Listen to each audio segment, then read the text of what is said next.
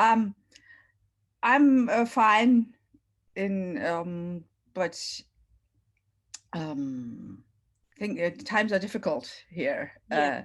And so you always, it's kind of this state of you pretend to do something, you plan everything, you practice, you write music, and you go and rehearse, just hoping that things would happen. But you don't know. Every single concert you just you actually wait to see does it happen or not, and this draws a lot of energy. Yeah. After now it's half a year, a little bit more, Yeah. and this is becoming very, I don't know. It's I had a lot of enthusiasm for this year, and I said, yeah, we do it, and anyways, and we find solutions, which is good because that works actually. But right now, I realize how much energy this costs. Kind of, Yeah. It's a lot of energy, isn't it, to keep things going, sort of in yeah. But uncertainty. I'm still going forward. Of course, what can you do? There's no other option.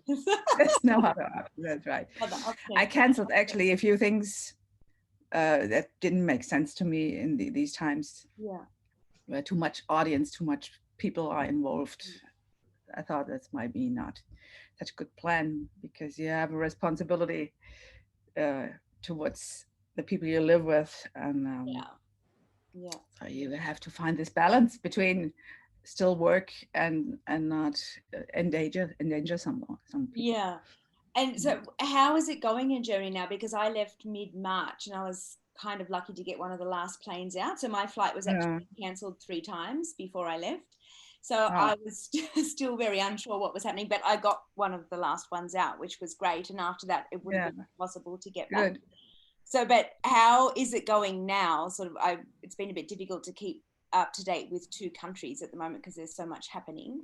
So, Yeah. what's how? I just read in the morning paper that Germany has 10,000 new infections, which Wow. is the highest number we ever had, more Yeah. than in March.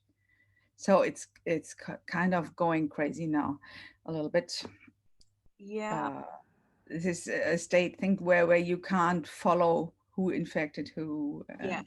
The Community system transmission. Yeah. goes a little bit nuts. Yeah. Because you probably heard in the media that Melbourne had a very severe second lockdown and they're Yes, I sort of heard that. just coming out of that. But there are new community transmission cases now in Sydney. It's still Mm. quite low, like about 10 or 12, but these are cases they can't trace back to anybody. Yeah. That's a lot. It's really interesting talking to people from different parts of the world at the moment with Yeah. these interviews. So apparently Vancouver also is really bad at the moment. They've just had an exponential peak Yeah. and they're Well, talking about going into another lockdown. So do you think Germany will go into another lockdown or they're not sure yet? they really try to avoid it. Yeah. They try to keep it regional. Mm, So there is one region in Bavaria that really got a lockdown mm, because it got so high. It all depends on the numbers. mm. Um, if it really raises uh, over the whole country, I don't know. There will probably be a lockdown, although they say there won't be one. But Yeah. what can they do, right? Yeah. Um, it depends on the people how they act, I Mm, guess, and probably people will take it seriously now. Uh, but who knows? mm. Right now, still, you can do concerts up to 50 people, I think, Yeah. which is really, uh, it begins to start a bit, you ask yourself, huh, does that make sense? Yeah. Yeah.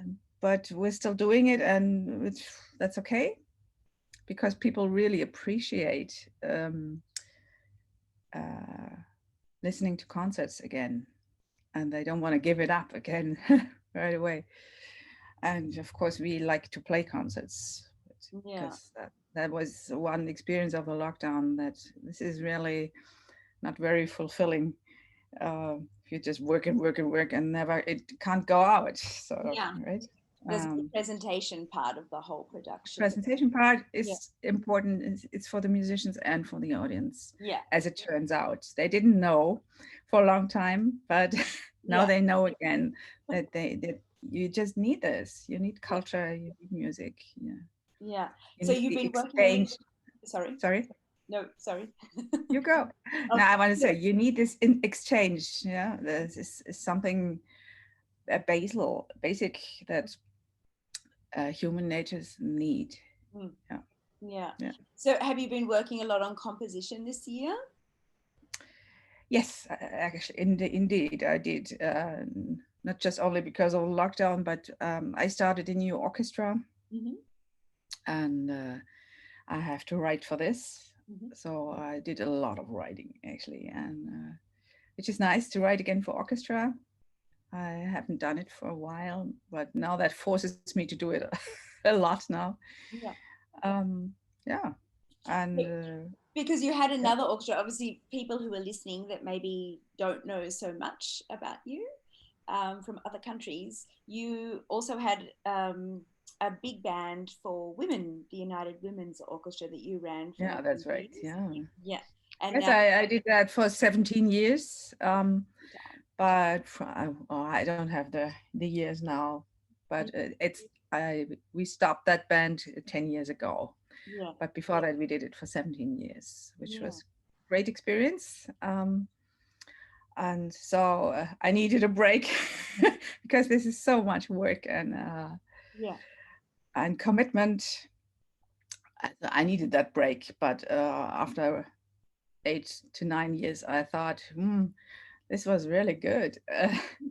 Having this this body of musicians to write for. So I joined together with Caroline Thon, another writer and saxophone player here in Cologne. And we said, okay, let's do this together, because for one person, it's just too much. Yeah, it's a lot of work to do. So 2 people is better than 1. So we had co-lead this new band, and she's called Caroline Thon. My second name is Fuchs, so we put it together, the Fuchsthone Orchestra. And this is pretty fun to do this. And the first concerts were last year, and it was great. It's a great lineup, and we have a new concept, like working with electronics that we really write into the music, which is really a new approach for me. It's a new approach to write for. Great. And so you've done a lot of things as well, because you work with literature a lot through your career and other art forms, and you've done small ensembles as well, sort of quite a diverse range. Can you tell us maybe a little bit, it's quite difficult sort of with a large career to narrow it down, but can you tell us a little bit about your composition approach perhaps? Do you have a routine? How do you approach composition? Is it similar or different each time?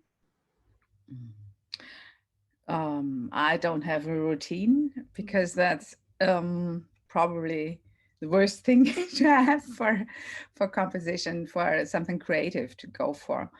But there are some general things that I definitely have. That one thing is that I need a theme. I need an approach, which is not necessarily a musical approach. It could be anything else, actually. It could be nature, it could be art, it could be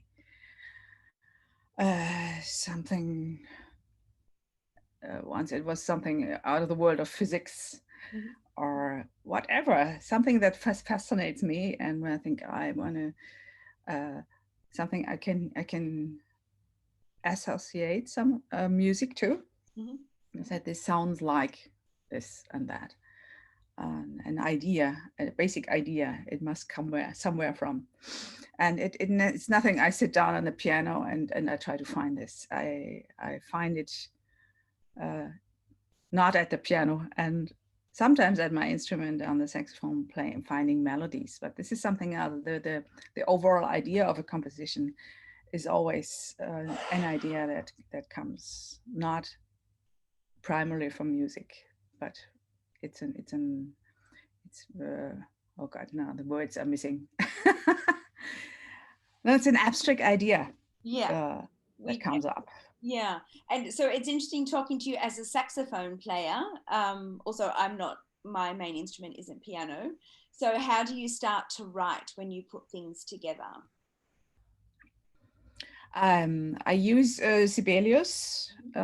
So I start on the piano, on my instrument, on clarinet or saxophone, depending what it is. And I from the beginning on, I'm involved with the software with Sibelius on the computer too, because then I have it right there, and I can listen to it on the computer, which gives me a good control of what I do, because I don't have perfect pitch. I can't hear everything in advance. So this combination of real instruments and software help. This is how I work, and then I develop it. But the main thing happens actually in your head, as usual. This is, and often if I get stuck with compositions, I really just go out for a walk, and because I can think best when I walk. So I just walk through the woods, and when I come back, I know more and write it down. Yeah, great. And so obviously, you've been involved with the festival that we're playing in as well. That's when you came out to Australia in 2012 or something.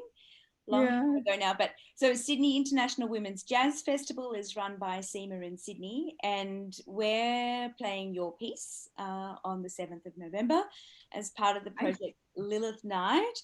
So for people watching, that will be down in the description box below, a link to tickets, the same as you were just saying before, restricted seating.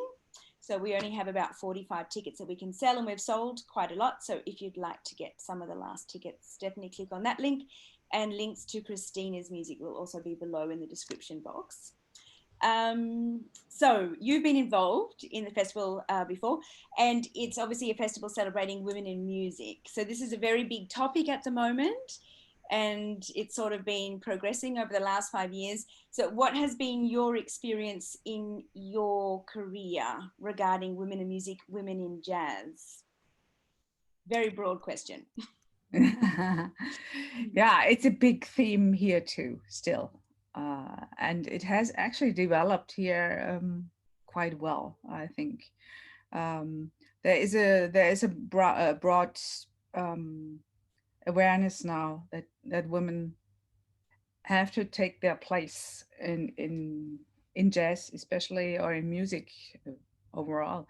And there was a study here that what it turned out that in jazz only 20% of the musicians are females, and of these 20% only a few percentage is really instrumentalists, all the rest is singers. And this was a little bit, if you see these numbers, it's a little bit shocking. And so a big campaign started here to make this public, that people see that this is not, the chances have to be divided differently. And there's a lot of happening here. And I have always worked with women, like with this women's orchestra. Of course, that was actually one answer I had to this fact that you couldn't find any on stage. Said, okay, so I got them on stage. And with my new band, for example, and with the most other bands too, I prefer the right now to have it split 50-50. Like I really like to work with male and female musicians. So, and I made best experiences if you have both in your band, like because you need the female and the male energy, and that really works great. And it helps the understanding. It has to be normal, in my view, that this is a 50-50 thing, and not what I know from growing up in my career, I was a long time, I was the only woman among a lot of men. Yeah. That is what I know best. And I think this has to change. And I just do it by doing it. I take these decisions and I do it quite consequently. Yeah. And Yeah. what about other organizations in Germany at the moment? Can you tell us a little bit sort of about what organizations or other venues are maybe doing to address the equality in music? Right now I'm working at the Musicians Union in Germany, the Deutsche Jazz Union, and I'm on the board there, and we're doing a lot for this. There's a special program we did to get this into the awareness, to festivals, to musicians, like all over the place, to encourage people to change their view on this. Yeah. Because it has to start in the heads again. Yeah. This is where it goes. And more and more institutions like radio stations, festivals, they start asking for, how you call this, parität, how you would translate that. Do you mean like quotas or parameters? Yeah, it's kind of a quotas, but parität, that means that really that you split up the evenly. Yeah, okay. You know? Evenly distribute. Yeah, okay. Yeah, distribute evenly. Yeah. That's meant that, like, that in juries there is always a female, 50-50 female male, because you know these are the points where decisions are made. You know? Yeah, that's it. Who gets the prize? Who gets the money? Whatever. And if those who decide are all male, it's very unlikely that the female will. Yeah, I think this is what a lot of people don't realize.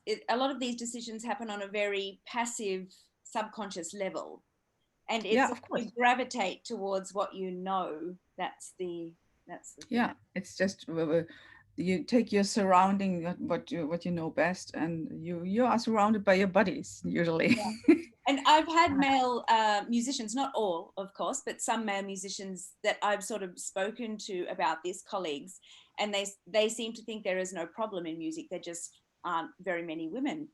And for me, it's quite, astounding to sort of hear that, but that's what you're surrounded by. So that's what you know. That's the main thing, I think.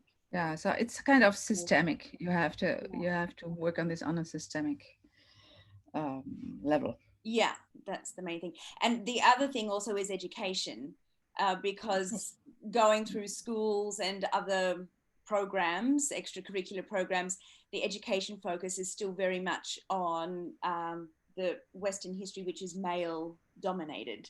So presenting students with female composers or female instrumentalists has a big impact. Yes, of course. Yeah, I think. Sure. Yeah. And so we're playing your piece Woodpecker, and that was originally written as a duo, is that correct? For you and Florian Stader, the accordion player? Yeah, that's right. Mm-hmm. That piece actually, I wrote that in Canada, actually. Ah. In the Canadian mountains, and it's called Woodpecker because, and it doesn't go back to the bird, actually. It goes back to again, I was walking in the woods. Seems to be the theme today. And I found these woods where these, how to describe this? You know, there are insects who they eat themselves through the wood, and they make these paths. Termites. Sorry? Termites? Yeah. I don't know. I think it's kind of worms. I have no idea. But by eating themselves through the woods, they make a pattern on a wood, and which looks really artistically. I would have to show you a photo or something, but this fascinated me totally, because it was like kind of random where they went, but it made a pattern that made total sense in total. This is how I came to this melody. Oh. And it was originally for two players, but it can easily be played by. I've played it with quartet. I played it with a trio and even larger ensemble. And you playing it as a quartet? Yeah, the quartet. So it'd be interesting to see what we come up with. But it's clarinet, trumpet, piano, and drums. So cool. do you perhaps have any specific ideas about the arrangement for that, or what you would like to hear? Yeah, I mean the theme is pretty clear, and it should be played like this, and it's a 7/5. Yeah. And the breaks are really important. So how to deal with these breaks. I would prefer to leave them really as pauses, as breaks. But sometimes that's where the title Woodpecker came in. Sometimes drummers like to kind of get the woodpecker through the eighth time. This reminded so much to Anna Woodpecker. So the title came about. But the interesting part starts in the solos. Yeah. And since you have 7 and 5, you get this 12 thing. You can divide into whatever into sixes, or in 7 and 5, or in threes, or divide it up even another way. And there you can go many ways. And especially if you have a drummer with you, this helps hearing and thinking that. So you can go many ways there. Yeah. And so when you've done it with drummer, you've used the drummer sort of in a beat perspective then. So not really sound wise. It's very much a beat you're looking for in the piece. It could be different too, but I was looking for this rhythmic repeated view. Yeah. Okay. Yeah. But it could be actually, it doesn't have to. It's just a choice. Yeah. Okay. And clarinet and trumpet, would you like to see them together or separate or coming in and out? You mean in the theme? I would try out. I would probably take flugelhorn and not trumpet with the clarinet, because otherwise the trumpet kills the clarinet. Yeah. I would try it together. It could be a good sound. Yeah. Okay. So we'll see what happens. That's it. And so what are your memories of Australia? Because you were here probably 8 years ago, right? That's a long time ago. Yeah, it's a long time ago. I would really like to go back. I have really good memories, especially that SEMA Festival in Sydney. I enjoyed a lot. It was a nice experience, nice audience. Yeah. I think, and they're growing quite a lot these days, which is good. It's really good. So, and they have a lot of programs for women. So I was really quite surprised coming back this year. I'm starting to divide my time more equally between countries, but I was really surprised coming back to see how many younger women instrumentalists there are now working here, and really interesting people, really interesting musicians. And I think that's across the board in all cities. So there's definitely, it's a new generation, I feel. Good. Yeah. Good to hear. Yeah. Nice. Yeah. I would like to come back to Australia and see what happened there. Yeah. We'll see. If we survive the current government. So yeah. Jesus. That's it. So I don't know when I'll be back in Germany. I had planned to return several times this year, a couple of times, but the flights were just cancelled each time. So at the moment, it's sort of an open question, and we'll see what happens. The same thing, sort of projects I'd planned were cancelled because it just didn't make sense if you don't know what's happening. So yeah, I don't know. We'll see. I hope to get back there by next year, but we'll see what happens. But how is it to be back in Australia for you? Yeah, it's actually good. It's nice. a bit bizarre. It was very abrupt because obviously I'd planned something different, but it's not too bad. It was fine. I mean, I'm in a position where it actually made sense, because if I had been in Germany and had to pay rent this whole year, that would have been like ridiculous. And even though there was subvention and government assistance, it still doesn't really help you pay rent each month for freelancers. And that's the thing that's been happening everywhere. Problem, yeah. Yeah, it's a problem everywhere in Australia, Germany, wherever you are. Whoever you talk to is that there have been grants, but that's basically been for projects and very small grants. There's all Forthilfe and things like this, immediate help that was given, but that was only for studio fees. That wasn't, you know, a lot of people work from home. They don't have a studio and they still have to pay rent and things. So that was, yeah. I think, yeah. So I'm not paying rent here. I mean, I have a place to live free of charge. So that is sort of the best possibility. And I was able to find sort of work in another avenue to sort of tie me over. And then I was lucky to get grants this year to sort of cultivate projects. So that was sort of the best solution, I think, in the situation. Yeah, I think we musicians are used to improvise. That helps right now. Same here. You just it's you like, in my case, I don't have only one project I work with. I have a lot of different things, and that helps me now through this time. So I just emphasize on these things you can do, and the others you can't do. Wait and see. Yeah, fingers crossed. It's a very bizarre time to live on the planet, I think, with all of the political rhetoric happening and then the pandemic. But interesting. I'm now writing on Beethoven theme. That's my project for now. Very good. Which theme? And so it's for the orchestra. And there's this big Beethoven festival here. And we applied for a grant to work on Beethoven and give it a new shape. And so it's supposed to be in December, beginning of December, but how nobody knows if this will happen. But so I'll write anyways. Now I took one movement from the Seventh Symphony. I worked on the second movement, and one of the string quartets.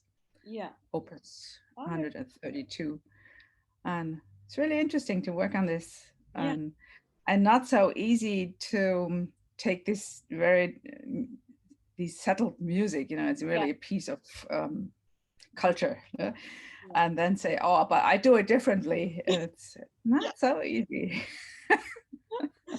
It's a big task. It's a big task, but I like tasks.